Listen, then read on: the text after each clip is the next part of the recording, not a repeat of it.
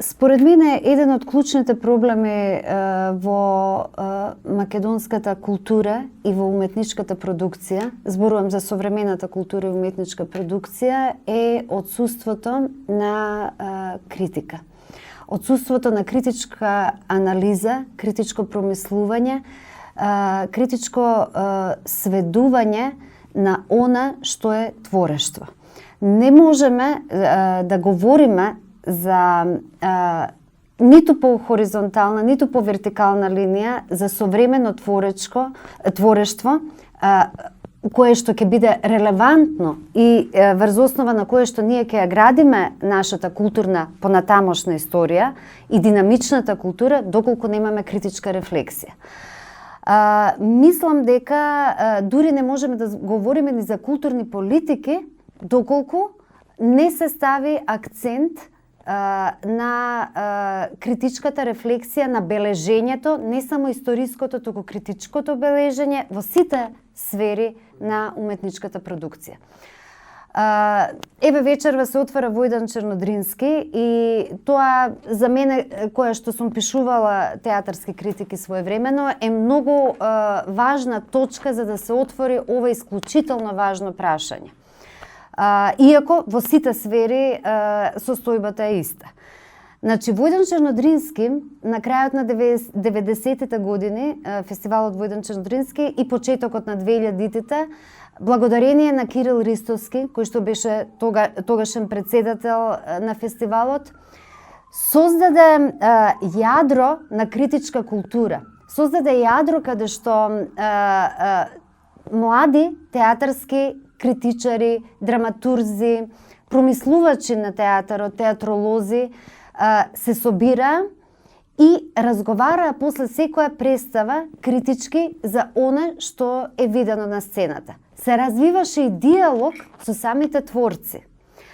Таа практика, за жал, со заменувањето на Кирил Ристовски замина и замре. Јас не можам да ги сватам мотивите на еснафот, уметнички, не само театарскиот, кој да е, да нема потреба да слушне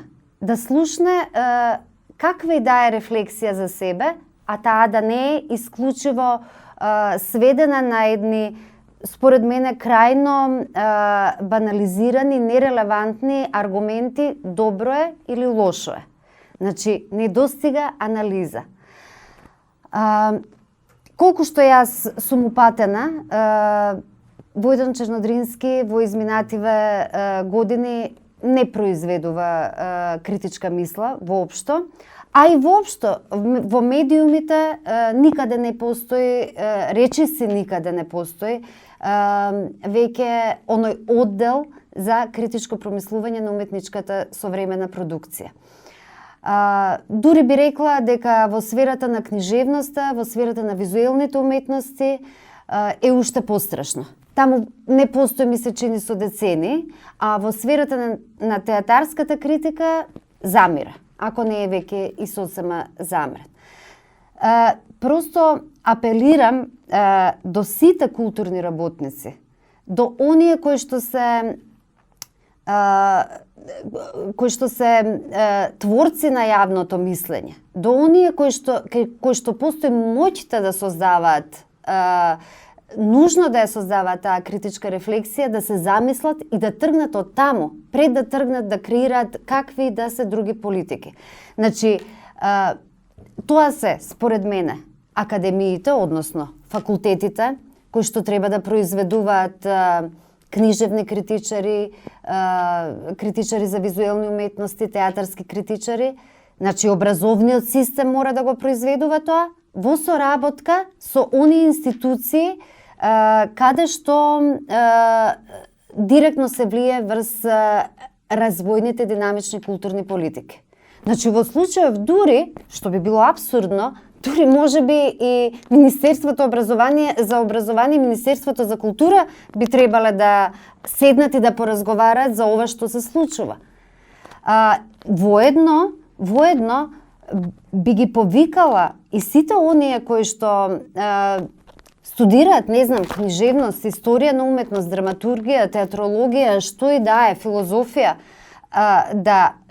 да се разбудат од, бидејќи станува збори за мрзеливост, можеби, да се разбудат и да сватат дека се одговорни. Јас сум одговорна, сите ние сме одговорни за неоставањето трага на она што се случува сега во современите културни и уметнички практики. Бидејќи ние нема да знаеме што сме правеле сега.